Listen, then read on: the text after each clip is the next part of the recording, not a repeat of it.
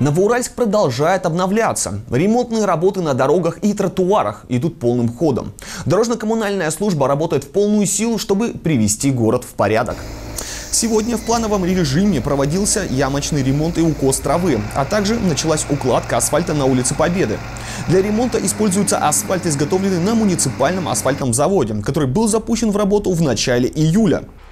Параллельно с асфальтированием продолжаются работы на проезде стройиндустрии. Там ведутся работы по обрезке кустов, чтобы подготовить участок к дальнейшему ремонту дороги. Ежедневный труд дорожников направлен на то, чтобы сделать Новоуральск более комфортным и удобным для жизни горожан.